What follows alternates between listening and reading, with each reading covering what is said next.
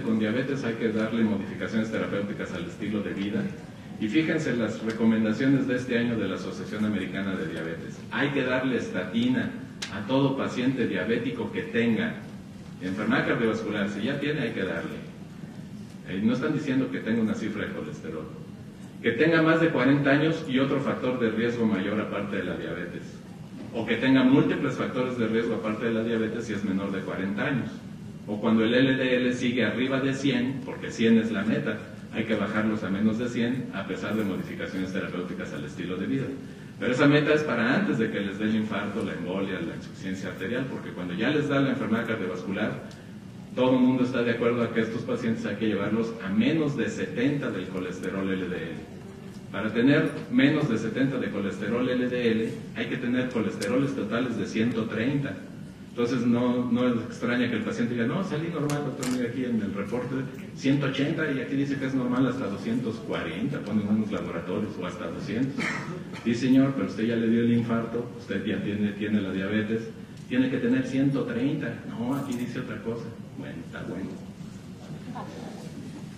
Yo les digo a mis pacientes que no tomarse las estatinas mejora la calidad de vida de los cardiólogos. Ahora, una cosa que quede claro, los fibratos y la niacina son de primera elección para el tratamiento del diabético, pero solamente cuando los niveles de triglicéridos en ayunas son mayores de 500. En nuestro país hay un intenso amor por los fibratos que hace que, como se ve muy feo, 320 de triglicéridos o 280, se ve más feo que 200 de colesterol, que ya vimos que está bien alto, le caen con el fibrato. Pues no, ese nada más hay que darlo cuando hay riesgo de pancreatitis que convierte en prioritario al nivel de triglicéridos. La meta sugerida por la Asociación Americana de la Diabetes para triglicéridos es de menos de 150 y de HDL colesterol subirse a más de 40, sea hombre o sea mujer. En otras instituciones dicen más de 50 en la mujer. Me voy a brincar esta.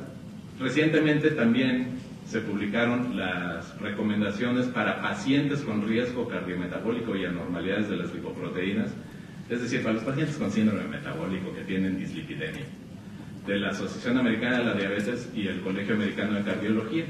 Y es bueno ver que seguimos caminando, como decía Fox, no, Martita, el Quijote. Fíjense ustedes, cuando un diabético ya tiene enfermedad cardiovascular, ya habíamos dicho, la meta es de menos de 70. Pero de acuerdo a estas nuevas recomendaciones, el diabético que no ha tenido enfermedad cardiovascular, con que tenga un solo factor de riesgo añadido entre tabaquismo, hipertensión o historia familiar de enfermedad arterial coronaria prematura, con ese solo hecho, ya también a ellos aceptan bajarles el colesterol a menos de 70, el LDL. Entonces, todos nuestros diabéticos que vemos tienen un factor de riesgo adicional. El que no es hipertenso es mayor de 55 años si es hombre, pero eso no lo consideran aquí la edad, o tiene hipertensión o tabaquismo. Entonces, la gran mayoría de los diabéticos en prevención primaria ya se les aplicaría la meta de menos de 70. Y los pacientes que conservarían la meta de menos de 100 de LDL colesterol serían aquellos que no tienen factores de riesgo adicionales a su diabetes o que sin tener diabetes, es decir, los que tienen el síndrome metabólico antes de que les dé la diabetes, con tener 2 factores de riesgo adicionales también hay que bajárselos a menos de 100. Entonces esto es diabéticos, pueden ser hasta menos de 70 si tienen un factor de riesgo adicional o hasta a menos de 100 si tienen 0 factores de riesgo adicionales. En la Asociación Latinoamericana de Diabetes prácticamente habíamos concluido lo mismo, nada más que ganaron la publicación y esta va a salir el mes que entra, ya ni para que se la repito. Una cosa que quiero que vean es esto. Vean el nivel de colesterol de un no diabético mayor de 55 años delgado. En promedio en México, de acuerdo a esta encuesta de 120,000 personas, de los cuales la mayoría sabían tener colesterol alto previo a la encuesta, tenían 47%, tenían colesterol arriba de 200. Y ahora vean ustedes, en los jóvenes de 25 a 34 años, diabéticos, delgados, tienen la misma incidencia, la misma prevalencia de hipercolesterolemia que las personas mayores de 55 años delgadas y no diabéticas. Vean ustedes cómo el diabético desde muy joven tiene alta prevalencia de hipercolesterolemia, que luego ya después de los 35 años da lo mismo. Es más de la mitad de los diabéticos, si de acuerdo a esta encuesta. Lo que hay que darles es estatinas. ¿Por qué? Porque al darles estatinas reducimos, por ejemplo, en el 4S de hace 15 años se demostró que la simvastatina en estas dosis, bajándoles el LDL colesterol de niveles muy altos, de casi 190 a 119, bajaba a la mitad del riesgo, una reducción de riesgo absoluta de 42% y relativa del 50%. Pero todavía 43% de las personas tratadas con estatina tienen lo que se llama riesgo residual de sufrir un nuevo desenlace isquémico en los próximos 10 años.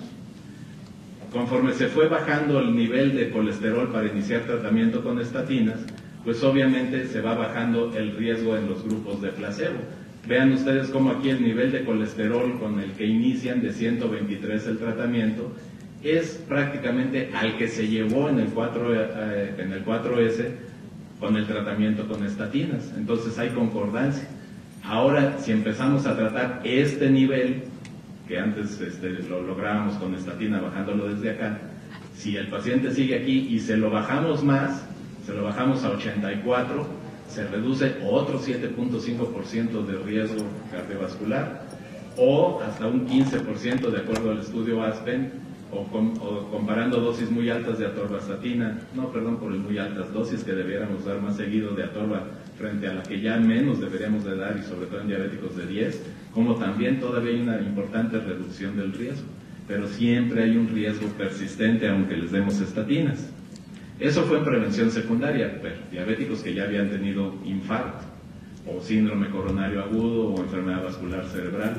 Pero cuando están en situación de prevención primaria, dejé la gráfica a la misma altura para que vean que el diabético, pues, si le da el infarto, se lo va a llevar la señora, pero si todavía no le da el infarto, vean, de todas formas tienen riesgos elevados. En el HPS, bajándolos de 124 a 86, se baja el riesgo de 17,5 a 11,5, una reducción absoluta del riesgo del 6%. Curiosamente, en este estudio de hipertensos con diabetes, el reducirles el colesterol en este estudio, que es prácticamente igual a este y con la misma medicina, aquí no bajaron tanto el riesgo absoluto y en este sí lo bajaron muchísimo. Es algo así como el 30%, ahorita no recuerdo en términos relativos, pero aquí bajó 4% y aquí apenas ni llegó al 1% en términos absolutos. Y en este otro estudio de diabéticos, vean cómo estos bajos porcentajes dirían, no, pues bajarle 3% en términos absolutos el riesgo pues es muy poquito. No, en términos relativos es muchísimo. Y mejor que nuestra población se ande infartando en estos niveles de 11, 10, 7, 8, llevándolos a colesteroles de 70, que tener a 17 a 11% de nuestros diabéticos infartándose o muriéndose en los próximos 10 años. Y aquí no se llevaron a las metas que ahora se están procurando de menos de 70. Con fibratos, no voy a tardarme, nada más decirles que hasta ahora el estudio más bien conducido con fibratos en pacientes con diabetes, que es el estudio FIL, demostró una muy ligera reducción al darles fenofibrato, estadísticamente significativa. Al fin y al cabo funcionó en condiciones de prevención primaria, pero vean cómo el diabético que ya le dio un infarto y le damos fenofibrato después del infarto no lo beneficia en lo absoluto.